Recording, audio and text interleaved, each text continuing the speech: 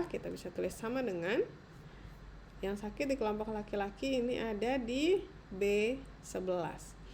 Nah, karena kita menggunakan data pivot Bapak Ibu, jadi kalau kita langsung klik di sini nanti rumusnya akan jadi panjang. Nah, seperti ini ya.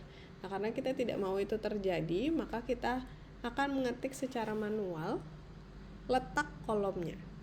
Nah, ini kita hapus dulu.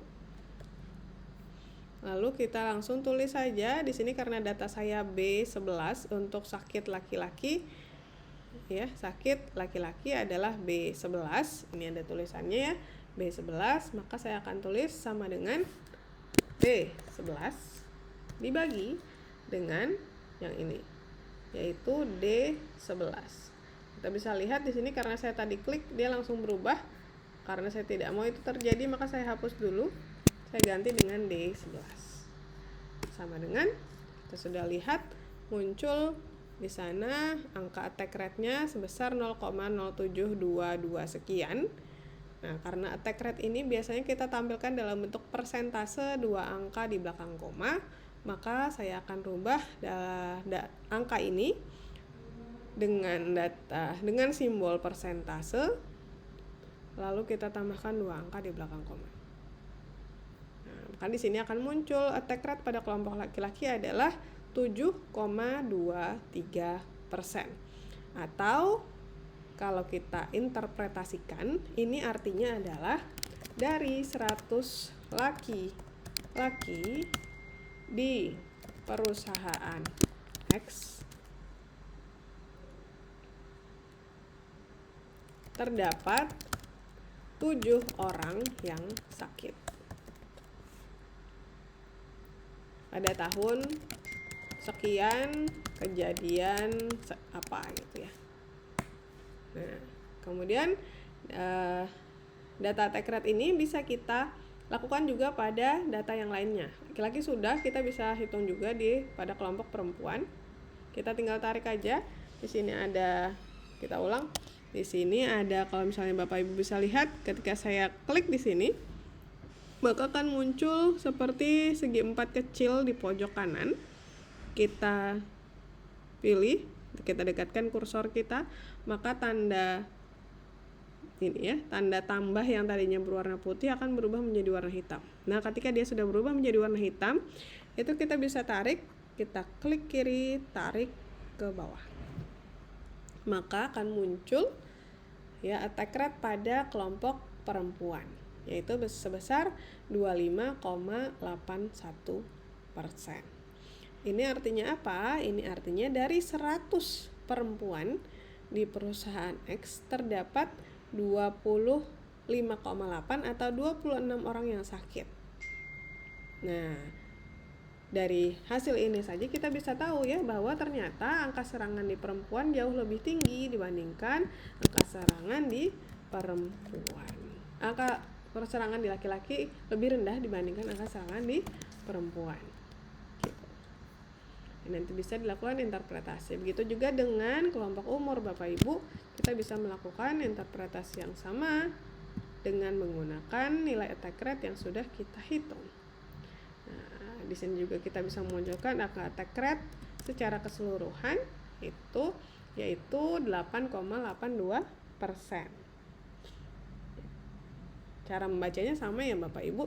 Jadi dari 100 kasus yang terjadi, 9 diantaranya dari 100 populasi beresiko yang terjadi pada kasus gitu ya, 9 orang diantaranya mengalami sakit. Baik, nah setelah itu kita bisa membuat grafik dari data yang ada. Caranya bagaimana Bapak Ibu? Kita tinggal pilih, nah diklik sekali, kemudian di sini akan muncul di antara home insert gitu ya, ada pivot table analyze. Nah, kita tinggal pilih di sana. Nah, lalu kemudian di sebelah kanan ini ada tulisannya pivot chart. Jadi kita bisa pilih pivot chart. Maka akan muncullah grafik yang kita inginkan sesuai tadi data yang kita pilih, yaitu data yang sakit berdasarkan laki-laki dan perempuan. Nah, ini grafiknya belum lengkap ya, belum ada judulnya dan belum ada angkanya, angka sakitnya berapa. Bagaimana cara kita memunculkan angkanya? Kita tinggal pilih design. Lalu di sebelah kiri ini ada add chart element. Kita tinggal pilih data label. Data labels kita pilih yang outside in. Nah, kemudian datanya akan muncul. Setelah itu kita akan munculkan juga judulnya. Kita akan pilih chart title, pilih above chart. Nah, lalu kita berikan judul di sebelah sini, grafik jumlah kasus berdasarkan jenis kelamin. Kasusnya adalah keracunan makanan di perusahaan X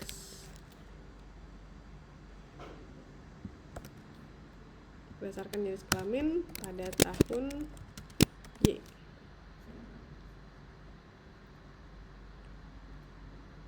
Nah, pastikan judulnya Bapak Ibu sudah memenuhi kaidah orang, tempat, waktu. Jadi kasusnya apa, kemudian terjadi di mana, pada tahun kapan.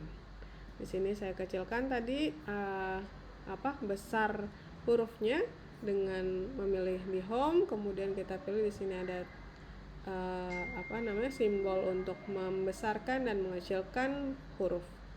Kemudian saya ingin tebalkan supaya terlihat cantik, kecilkan sedikit. Oke, sudah selesai. Maka grafiknya sudah kita miliki, yaitu grafik jumlah kasus. Ini bisa kita lakukan pada data yang berikutnya gitu ya, untuk membuat si grafik ini. Kita pinggirkan terlebih dahulu. Nah, baik Bapak Ibu, ketika misalnya kita mengeklik data gitu ya, data pivotnya, kenapa data variabel yang di sini tadi bisa hilang? Kita bisa munculkan lagi. Caranya bagaimana? Kita klik di salah satu tabel, boleh di sini, boleh di sini gitu ya. Lalu kita pilih pivot table analyze lagi. Lalu kita klik field list. Nah, ini akan muncul lagi Bapak Ibu. Jadi kalau misalnya tampilan di layar kita gitu ya, tadi pivot table fields-nya hilang. Nah, itu bisa kita munculkan tadi dengan cara kita klik dulu salah satu di sini, baru kita pivot table analysis, baru kita pilih field list.